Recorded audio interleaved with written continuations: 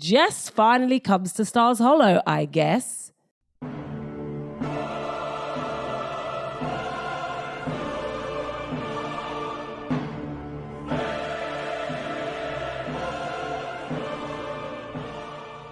But anyway, let's just get straight to the messy recap.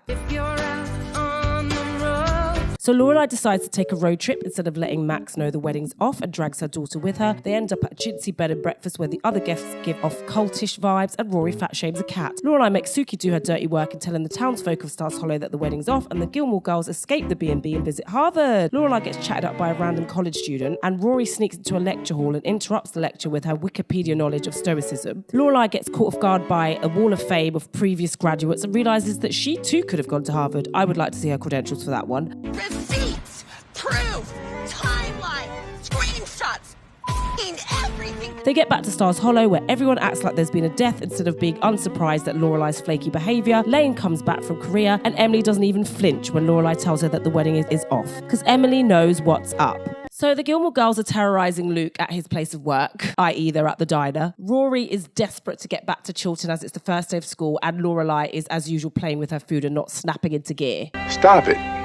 Get some help. Rory's excitement at getting back to Chilton, I hate to say it, but that was me. I was that annoying girl who was like, oh my God, I can't wait to get back to school, and like would lay out all my stationery. I don't know why, because school wasn't even all that. Not me color coding my stationery and everything. Since you got your degree and you know every fucking thing. So Lane comes in from the diner and wants Rory to get her some records from a new store that's kind of close to Chilton. And Rory, keeping up her streak as friend of the year, immediately agrees. I am here for Rory 2.0. She is riding high in the character analysis chart. Taylor then comes in the diner with a whole group of Boy Scouts. And I don't know what it is about grown men in Boy Scout uniform, but it's an absolute no from me, especially with Taylor wearing it. The Boy Scouts are unruly and they start shouting breakfast orders at Luke. They're cute, but they're still annoying. So the phone rings at the diner and Luke answers it and starts having an argument with somebody on the other end of the line. Luke puts the phone down and says, Do you have a sister? No. I do. You have my sympathies. Thanks, I appreciate that. Now that is excellent comic timing from a child. So Luke is carrying a ton of stuff back to his apartment and Lorelai sees him and instead of offering to help, she just is annoying and asks him what he's doing. It's like obviously carrying some shit to my house. So Lorelai quizzes him on why he's got so much food that's clearly not for him. And Luke's being pretty evasive about the reason until he finally relents and lets her know that his nephew Jess is coming to stay because he has a deadbeat dad like Rory's dad. Some commonality there. Apparently Jess has been getting into trouble and Luke, being the fine man that he is attempting to try and straighten him out. So Lorelai's skeptical about it and I'm not sure why she's being so bloody judgmental. Just because she got lucky with Rory does not make her mother of the century. At least Luke bought food to go in his apartment. Where's the food in your fridge, Lorelai? Inquiring minds want to know. I want to know. Luke doesn't speak particularly nicely about his sister, but he is taking in a whole child, so I'm going to let him off. So then we get some Luke lore. So Luke's mum died when him and his sister Liz were children, so they grew up with their dad. Luke's dad got sick, but Liz graduated and left the family home, and Luke stayed behind to look after their dad. Then Liz had a child, the father of that child left, and here we are. He's a good man, Savannah. A good man. So Luke is blowing up a mattress and Lorelai's again being so judgy. She's like, oh my God, are you not going to get him a bed? Unless you're going to get him a bed, Lorelai, I suggest you mind your goddamn business. Considering Luke made you a homemade chuppah, it's the least you could do. Then she starts judging even more and asking Luke what Jess feels about it. How does your child feel about the fact that you are no longer marrying her teacher? How about that? Stones and glass houses, Lorelai. Then she starts suggesting that Luke should really take time and think about the decision. And it's like, We do not care. your opinions are not welcome here. Guess who's back? Back again. Paris! This walk is given... My name is Regina George. Still not loving the silent treatment from Paris. Like, what on earth has Rory actually done? So we know from the last episode that Rory and Paris are going to be on the school newspaper together, and Paris is still big mad about it. So after some persuasion from Rory, Paris then accepts that coexisting is going to be a good idea because they have to work together whether they like it or not, and they come to some sort of truce, or so I thought. I really don't understand the relationship between Paris and these girls. Their friendship seems really unlikely. I think I remember in one episode Paris talking about the fact that maybe their mums were friends or something. Also, I don't know why Maddie and Louise are on the school newspaper because work is clearly not their forte.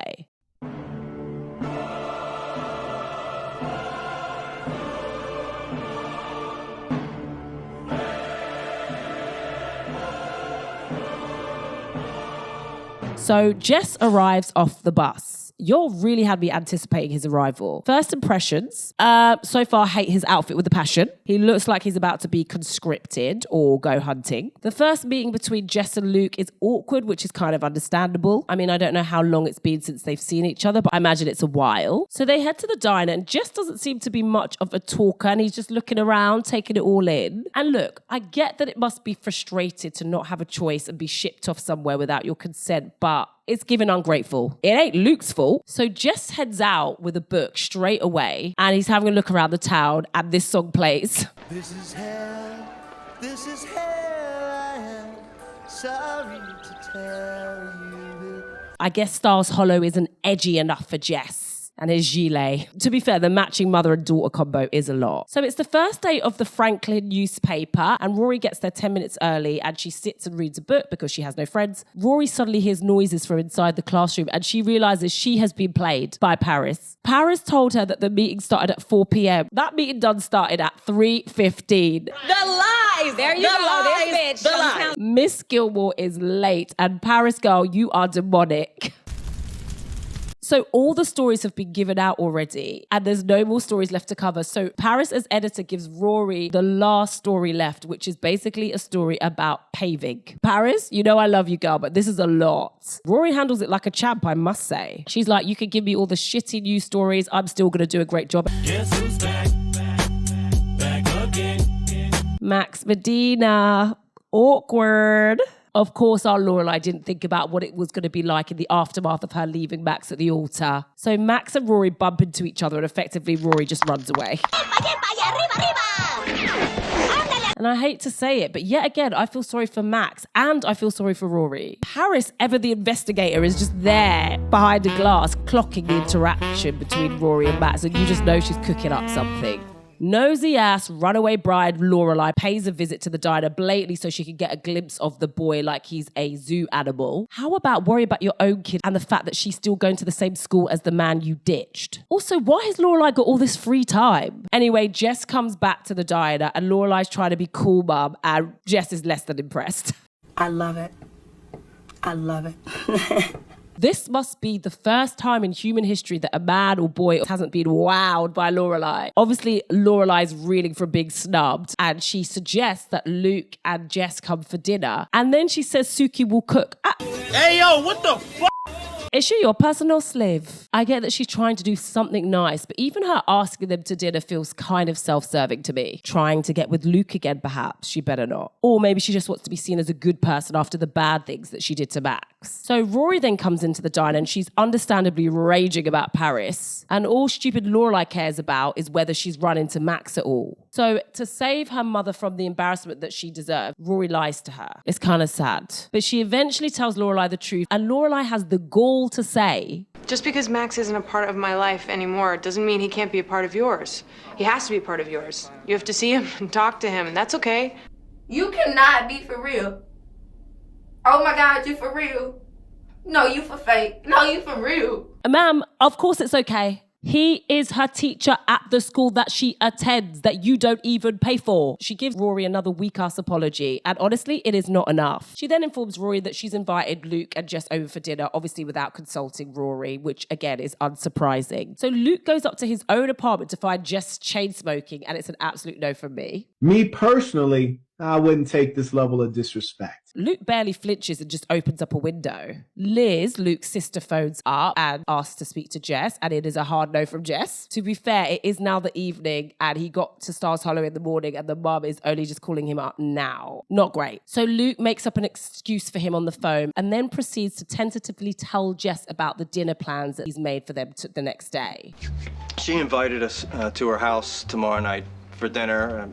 Her daughter, Rory, who you didn't meet, but you'll like, because she's a lot like Lorelai, but she's got a slightly tighter grasp on reality.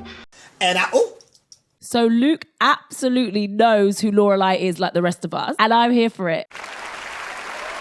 Sometimes I do wonder, does Luke actually see all of Lorelai's bullshit or is he blinded by love? But it turns out my man actually does. Jess doesn't even respond and just walks out. the rudeness. So Rory is early for the newspaper, like the correct early time, and Paris is thrilled. Maddie or Louise suggest writing a gossip column for the Franklin, and the way Paris ends the discussion on that should be studied. I could be the first editor in the history of the Franklin to introduce a column exclusively devoted to who Biffy's boffing today. Quandary. You know, I'm gonna have to get back to you on that one. So the teacher who oversees the paper with the students comes in and starts going on about how Rory's pavement piece was revolutionary, like it's the best journalistic piece of writing she has ever seen in her life. You would think she was talking about the works of Maya Angelou. I'm sorry, I don't care how good the article was. There's no way it was that good. Still, Rory's obviously smug from the praise and Paris is vexed. We know she's not going to take that lightly. So remember how Paris was creeping in the background when Max and Rory had their awkward encounter? Well, evil Paris uses it to her advantage and tasks Rory with the task of interviewing Max Medina for the school newspaper. Paris, girl, why? I love you, but this is too much. You're doing too much.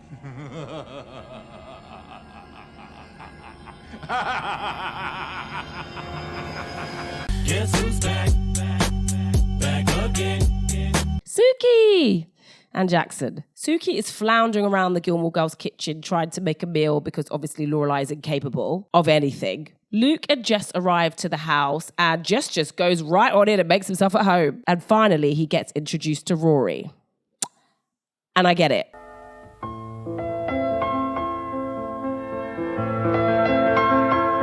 There is something palpable in the air between them. He goes into Rory's room and notices some books on her shelf and comments on the books. And Rory, ever eager to admit that she's a reader, tells him that. But when Rory asks him, does he read? He shrugs and is like, oh, not much. Which we know is a blatant lie because we know he took a book out of the diner earlier on. Side note, he picks up the book Howl, which is in my personal collection too. Not me being Rory Gilmore. He then asks Rory, a girl he's just met, if she wants to climb out of her bedroom window with him and bail on dinner. What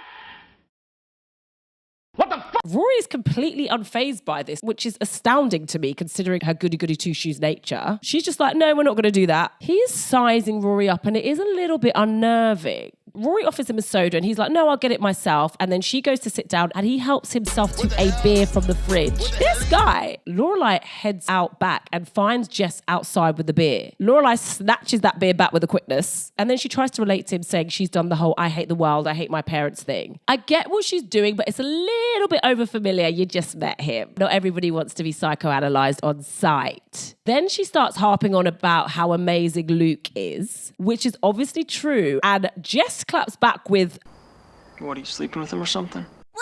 Gagged, truly. His arrival really signals a tone shift in Stars Hollow. I feel like he's in Breaking Bad and not the Gilmore Girls. You know, Paris is a villain in a sort of cartoonish way. Her latest antics are a bit more than usual. But Jess's energy is kind of dark. So Lorelai's evidently never been spoken to like that, and she heads back inside where she finds Luke and starts cussing out Jess, which is kind of valid. Can I just say something? Yeah, sure, why not? You always do. You ever think maybe you just got lucky with Rory? I mean, you did get pregnant at 16. That doesn't show the greatest decision-making skills, now does it? Come on, man. I mentioned that I feel like Lorelai got lucky with Rory myself earlier on, but there's absolutely no need for Luke to have said all of this. I get it, he's stressed, he's under pressure, but it's a lot. And though it pains me to say it, this may be the first strike against my man. This one I can condone. Obviously, after their fight, Lorelai is boycotting Luke's, but sends her daughter in to try and do her dirty work for her. So Rory tries to order coffee and pastry for her and Lorelai, but Luke's not having any of it. He's like, you can have one and one only. And she comes out. She lets Lorelai keep the Danish and she keeps the coffee. And honestly, I would have had both. Lorelai has zero shame and assaults a child. She's that desperate for Luke's coffee. Stop it. Get some help. So Taylor then calls up the diner and accuses Jess of something, but at this point, we don't know what it is. Poor Rory still has to interview Max Medina for the school newspaper, and it is awkward, but they both try to be mature about it. They actually have a really nice rapport, and again, Lorelai Gilmore is the worst. Whilst Rory is interviewing Max, he lets slip that in a former life he wanted to be a clown. Well, all I'm saying is there's still time. And then this from Rory. I just want you to know, I really wanted you to be my stepfather. I just want you to know, I really wanted to be your stepfather.